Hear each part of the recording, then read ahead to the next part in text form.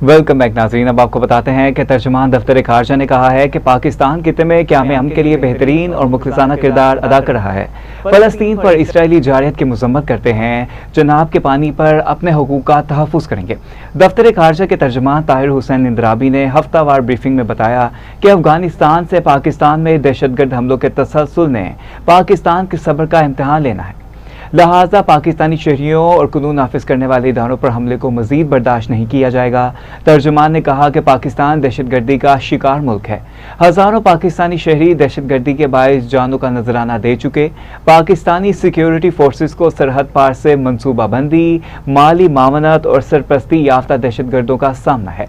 कोई भी जिम्मेदार रियासत अपनी खुद मुख्तारी और शहरियों की सलामती को निशाना बनाने वाले हमलों पर खामोश नहीं रह सकती।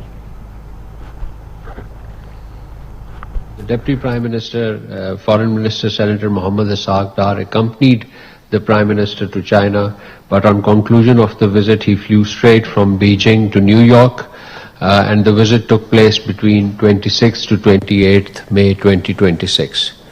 In New York, the Deputy Prime Minister, Foreign Minister participated in the United Nations Security Council open debate on maintenance of international peace and security, upholding the purpose and principles of the UN Charter and strengthening the UN-centered international system.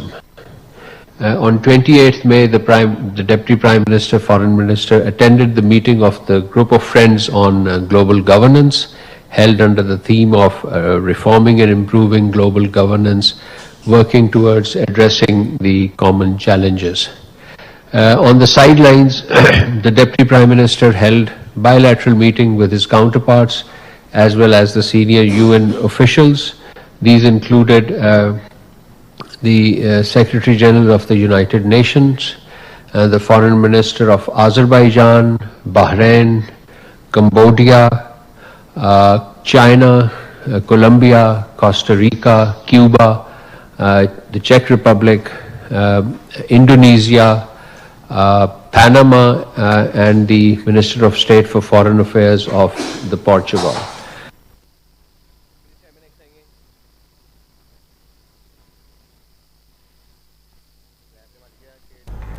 तो दूसरी जानिब सरबराह मुस्लिम league नून नवाज शरीफ निजी तौर पर जिनवा रवाना हो गए। ज़राए के मुताबिक नवाज शरीफ जिनवा में दोस्तों और पार्टी रहनुमाओं से मुलाकातें करेंगे।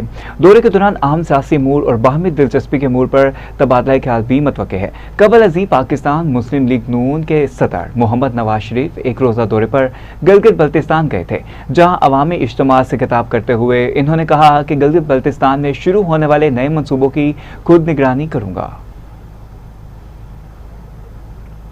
अहम अपडेट है, आपको बताते चलें कि नवाज शरीफ एक रोज़ा दौरे पर गिलगित बल्तिस्तान गए थे, जहां अवामी इज्तिमा से खिताब करते हुए उन्होंने कहा कि गिलगित बल्तिस्तान में शुरू होने वाले नए मनसूबों की खुद निगरानी करूंगा।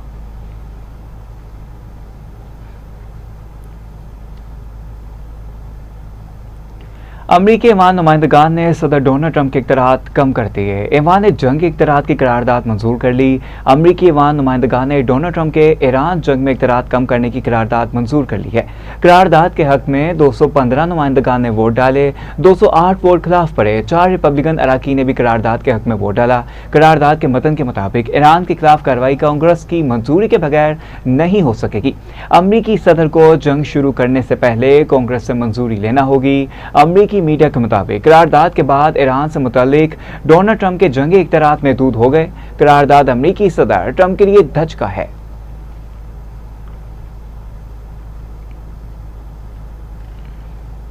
ईरानी नज़ात अमरीकी रुकन कांग्रेस ने ट्रंप के जंगी इख्तियारात महदूद करने की करारदाद का खैर मकदम किया है। अमरीकी कांग्रेस की वाहिद ईरानी नज़ात रुकन और डेमोक्रेट रहनुमा यास्मीन अंसारी ने सोशल मीडिया प्लेटफॉर्म एक्स पर कहा कि बिला आखिर कई माह की कोशिशों के बाद ईवान नुमाइंदगान ने बाज़ाब्ता वार पावर्स करारदाद मंजूर कर ली है, जिसका मकसद ईरान में सदर ट्रंप के इंतशार अंगेज और गैर कानूनी जंग को ख़त्म करना है। यास्मीन अंसारी ने मजीद कहा कि जंग का ऐलान करना सदर की बजाय कांग्रेस का आईनी इख्तियार है और इसी असूल के तहत एक इकदाम जरूरी था। सेनेट भी इसी नौयत की करारदाद पहले ही मंजूर कर चुकी है। सदर ट्रंप फौरी तौर पर जंग के खात्मे का ऐलान करें। इन्होंने मजीद कहा कि अमेरिका को ऐसे किसी भी फौजी तसादुम से बचना चाहिए जो बगैर वाज़ेह कानूनी और आईनी मंजूरी के शुरू किया जाए।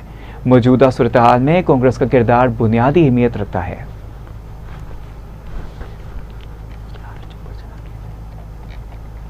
अहम अपडेट है, आपको बताते चलें कि वाज़ेह रहे कि कानूनी और आईनी मंजूरी शुरू कर ली गई है, जबकि मौजूदा सूरत हाल में कांग्रेस का किरदार बुनियादी अहमियत रखता है।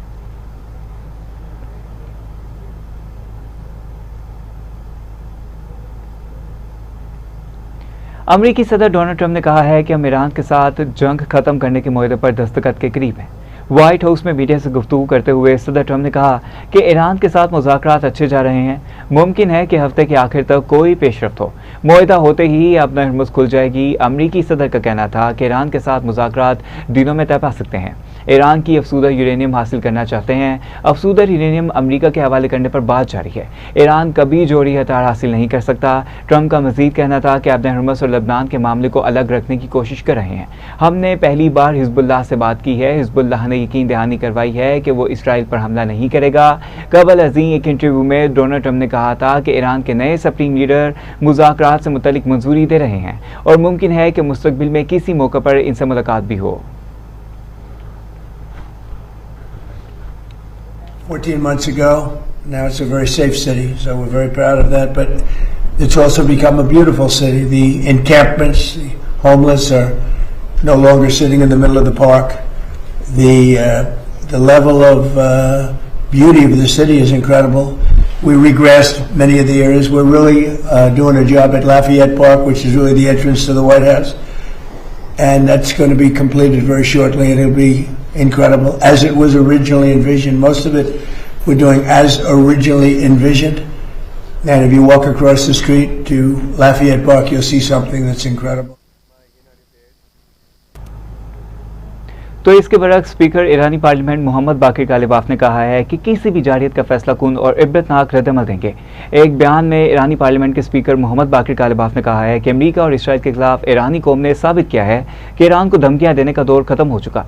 इससे कबल एक बयान में इनका कहना था कि अगर इसराइल ने लबनान पर हमले ना रोके तो ईरान न सिर्फ अमेरिका से मुज़ाकरात रोक देगा बल्कि इन हमलों के खिलाफ मजबूती से खड़ा भी होगा।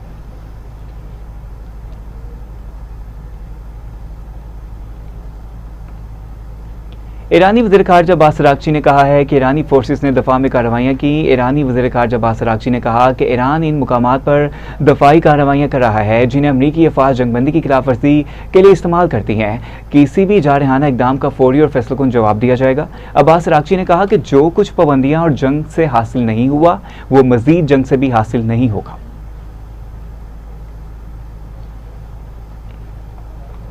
अब्बास अराग़ची ने मज़ीद कहा कि जो कुछ पाबंदियाँ और जंग से हासिल नहीं हुआ वो मज़ीद जंग से भी हासिल नहीं होगा।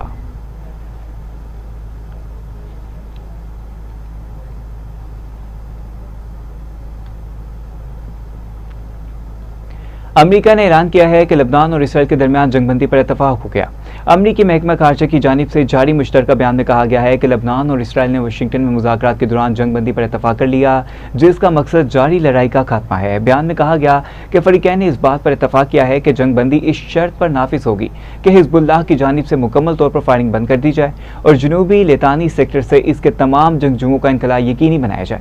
दोनों फ़रीक़ैन ने इस बात पर भी इत्तफाक किया है कि ऐसे मखसूस पायलट जोन्स कायम किए जाएंगे जिनमें लबनानी मुसल्लह अफ़वाज को मुकम्मल कंट्रोल हासिल होगा और किसी भी गैर रियासती मुसल्लह आंसर को वहाँ मौजूद होने की इजाज़त नहीं होगी। इस सिक्योरिटी फ्रेमवर्क का मकसद लबनान और इसराइल की खुदमुख्तारी, सलामती और इलाकाई सालमत को मुस्तकिल बुनियाद पर हल करना होगा। इसके लिए गैर रियासती मुसल्लह ग्रोहों की तहलील और इनके दोबारा तश्कील की रोकथाम को भी ज़रूरी करार दिया गया है। अमरीका ने अज़म का इजहार किया है कि वो लबनानी मुसल्लह अफ़वाज की मामला जारी रखेगा ताकि इनकी सलाहियत में इजाफा हो और वो रियासती खुदमुख्तारी को मौसर तरीके पर नाफिज कर सके। दोनों ममालिक 22 जून से शुरू होने वाले हफ्ते में सियासी और सिक्योरिटी मुज़ाकरात दोबारा शुरू करेंगे।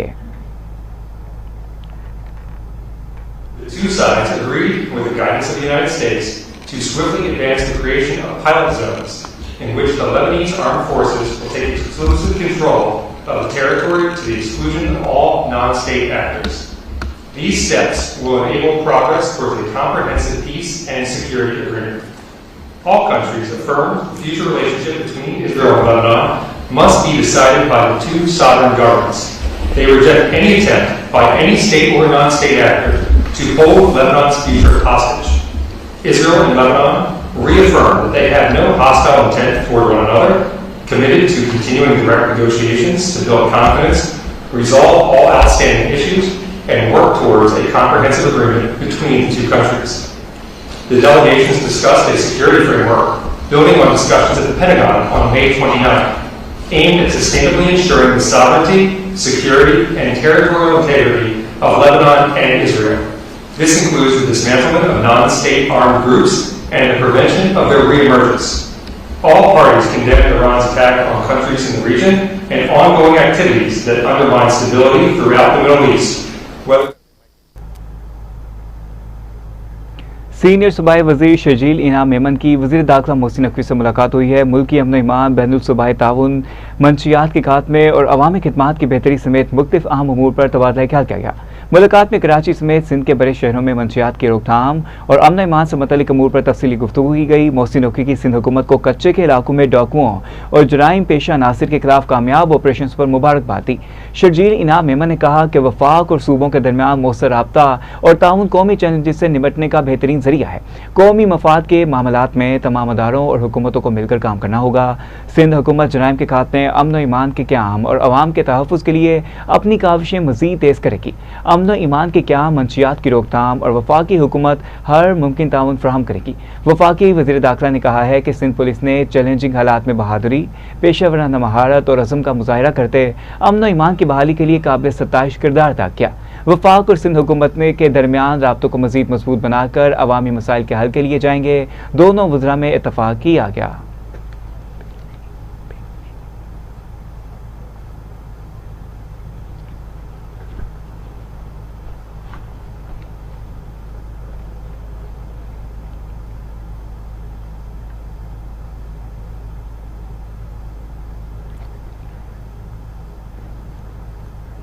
वज़ीर पंजाब की ज़राई शोबे में इस्लाहात और किसान दोस्त पॉलिसियों के मुस्बत नताइज सामने आने लगे, जिसके तहत पंजाब जदीद ज़राई मैकेनाइजेशन के नए दौर में दाखिल हो गया। Green tractors, high tech compound, hydro रेस्टर और स्प्रे सेडर्स की फ्राहमी से सूबे में जदीद काश्तकारी को फ़रोग़ मिलेगा, जबकि काश्तकारों को जदीद ज़राई मशीनरी तक आसान रसाई भी फ्राहम करने के लिए मुतअद्दिद मनसूबों पर अमल दरामद जारी है। वज़ीर पंजाब मरियम नवाज़ की ग्रीन ट्रैक्टर स्कीम के तहत 9,500 हाई पावर ट्रैक्टर पर 10 लाख रुपए फ़ी ट्रैक्टर सब्सिडी दी जाएगी, जबकि 50 से 65 हार्स पावर के 10,000 ट्रैक्टर्स काश्तकारों को 5 लाख रुपए सब्सिडी के साथ फ्राहम किए जाएंगे। मरियम नवाज़ के अगले माली साल में काश्तकारों को 20,000 ग्रीन ट्रैक्टर्स देने की हिदायत की है। वज़ीर मरियम नवाज़ ने मज़ीद कहा कि सुपर सीडर के इस्तेमाल से माहौलियाती आलूदगी में वाज़ेह कमी देखी जा रही है और जदीद तरीन ज़राई मशीनरी का इस्तेमाल वक्त की अहम ज़रूरत है। हुकूमत पंजाब छोटे काश्तकारों के लिए जदीद ज़राई मशीनरी किराए पर हासिल करने की सहूलत भी फ्राहम कर रही है, ताकि महदूद वसाइल रखने वाले किसान भी जदीद ज़राई टेक्नोलॉजी से फ़ायदा उठा सकें।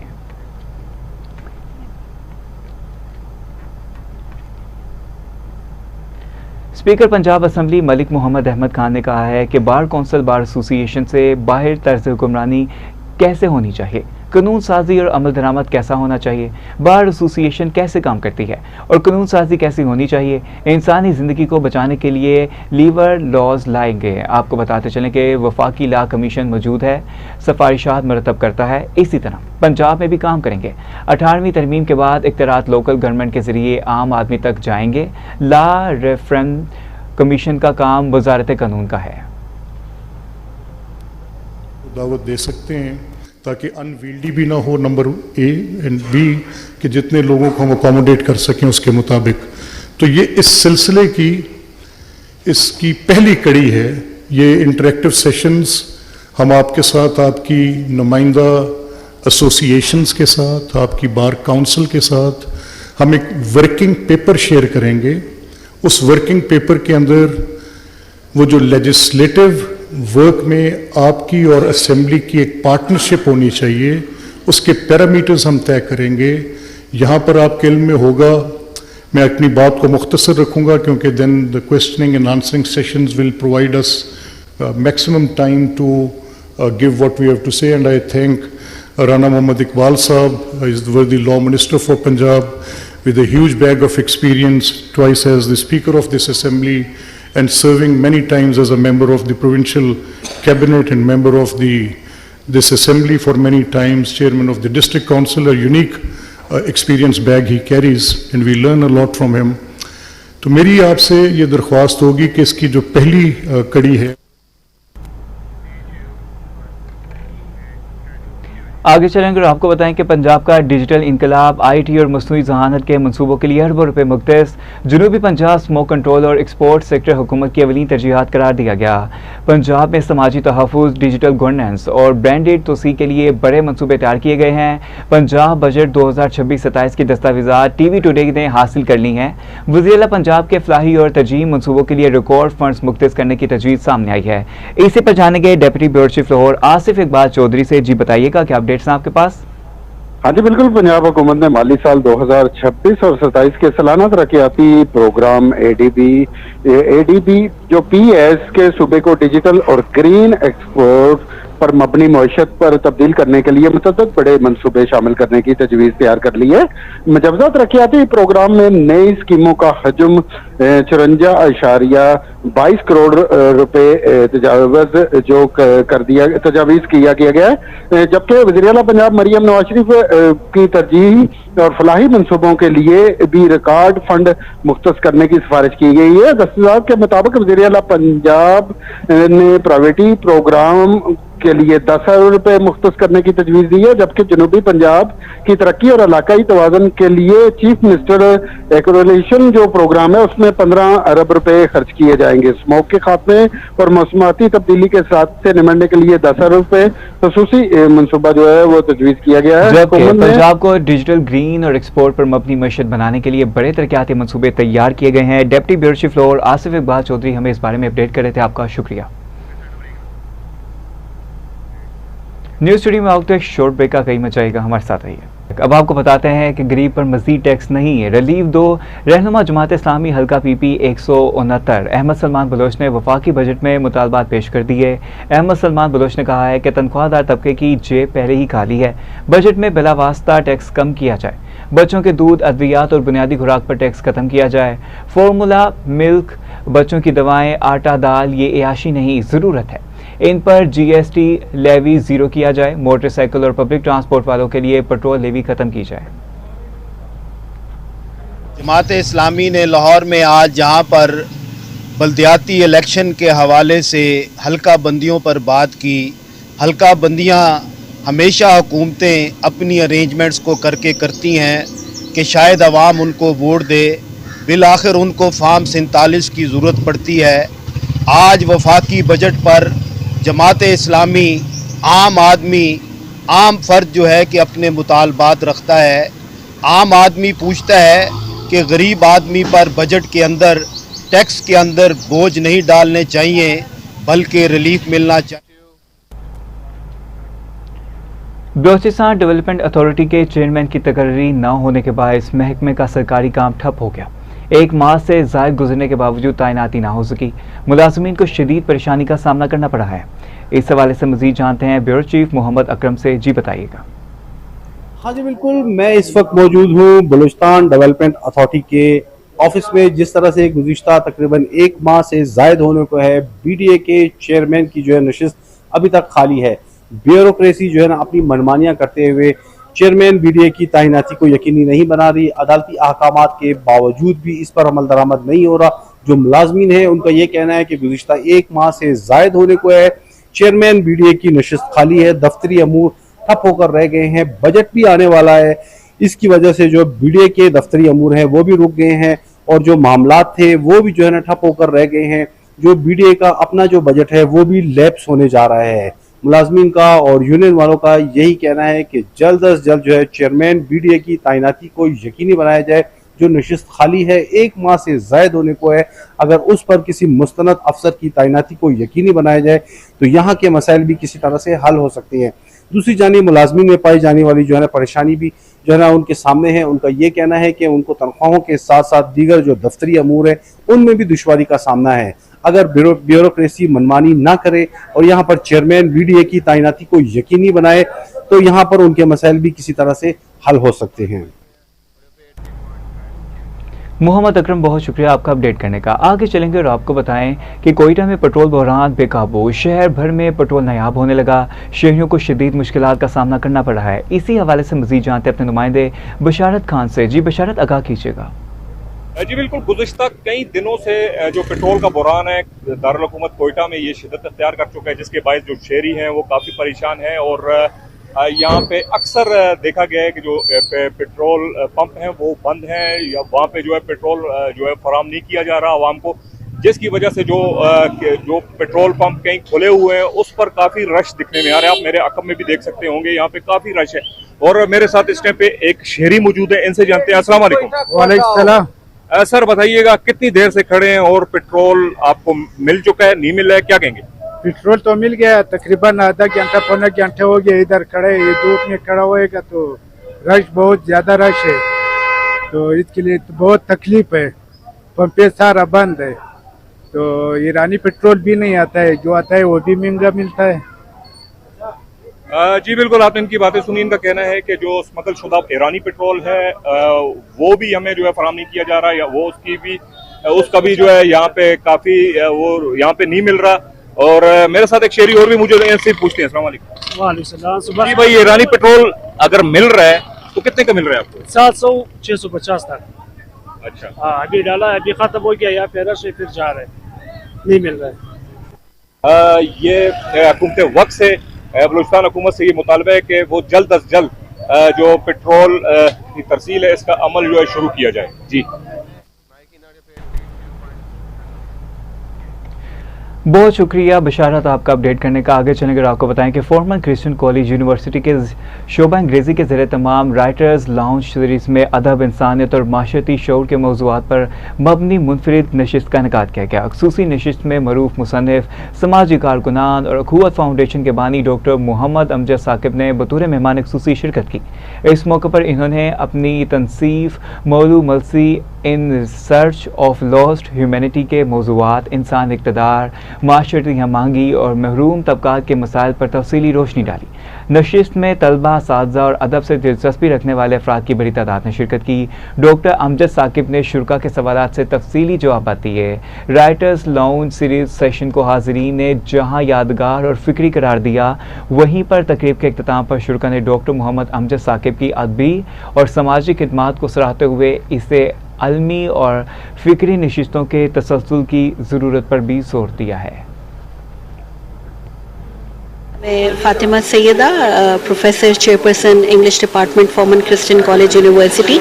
हमारे यहाँ राइटर्स लाउंज के नाम से एक फोरम है सिंस 2019, और उसमें हम मुख्तलिफ राइटर्स को बुलाते हैं कि जिनकी किताबों के ऊपर बात की जाती है। यूजुअली तो लिटरेचर से ही रिलेटेड राइटर्स आते हैं, और आज हमने इनवाइट किया था डॉक्टर मोहम्मद साकिब को। उनकी बुक जो है मौलू मुसल्ली। बिल्कुल आपने दुरुस्त कहा, मौलू मुसल्ली जो किताब है ये उर्दू में थी पहले, और ये 30-40 कहानियां हैं इस मुआशरे के उन लोगों को जिनको हम कोई अहमियत नहीं देते, जो गुर्बत का शिकार हैं, जो अफलास का शिकार हैं, या किसी के मगर मैं अल्फाज मुस्तार लूँ तो ये धत्कारे हुए लोग हैं, पीछे रह गए। ये एक बहुत अच्छा सेशन रहा है इस हवाले से कि हमारे इंग्लिश डिपार्टमेंट पर्टिकुलरली और स्टूडेंट्स जो हैं वो जनरली उनको माइनॉरिटी लिटरेचर का, और जो माइनॉरिटी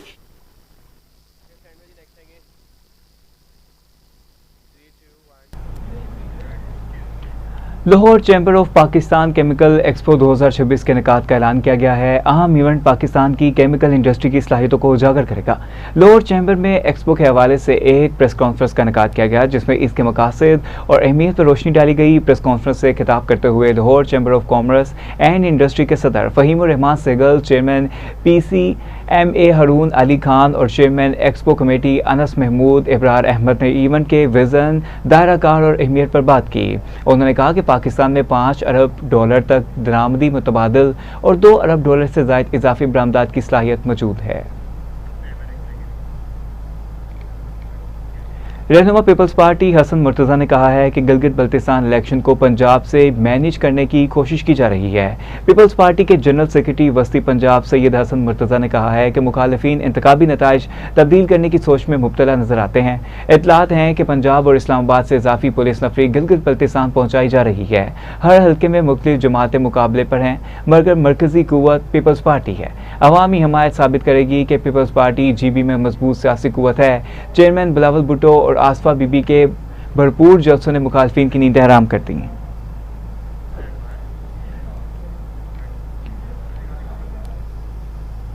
सूबाई वज़ीर सेहत ख्वाजा सलमान रफ़ी की ज़ेर सदारत Punjab health institute of management company के बोर्ड ऑफ डायरेक्टर्स का एक अहम इजलास मुनक़िद हुआ, जिसमें इजलास में वज़ीर आला पंजाब के शोबा सेहत में मुख्तलिफ मुनफरिद मनसूबा जात के हवाले से तफसीली ब्रीफिंग दी गई। सेक्रेटरी महकमा specialised health care and medical education Azmat Mahmood ने वीडियो लिंक के जरिए इजलास में शिरकत की। सूबाई वज़ीर सेहत ख्वाजा सलमान रफ़ी ने कहा कि सेहत के शोबों में तारीखी और बुनियादी इक़दाम उठाए जाएंगे। Chief ministers adult card surgery program के तहत इमराज़ क़ल्ब के मरीजों को सालाना 3 अरब रुपए से ज़ायद की रकम दी जाएगी। वज़ीर सोशल वेलफेयर बैतुल माल पंजाब सुहेल शौकत भट्ट की ज़ेर सदारत इजलास हुआ। महकमाना कारकर्दगी और तरक्याती मनसूबों का जायज़ा लिया गया।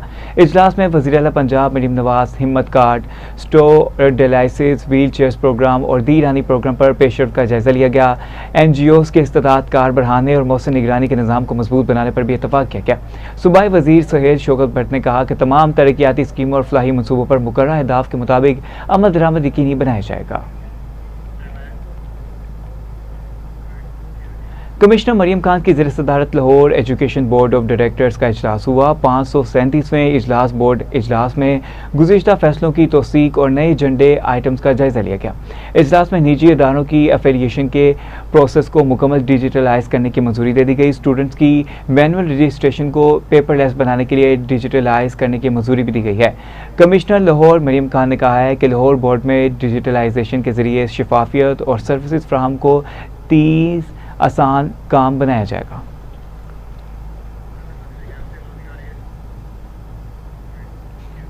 इसी के साथ साथ न्यूज़ स्टूडियो से फिल वक्त इतना ही। मोहम्मद अली को इजाज़त दीजिए। मज़ीद अहम खबरों की तफसीलात के लिए देखते रहिए TV2।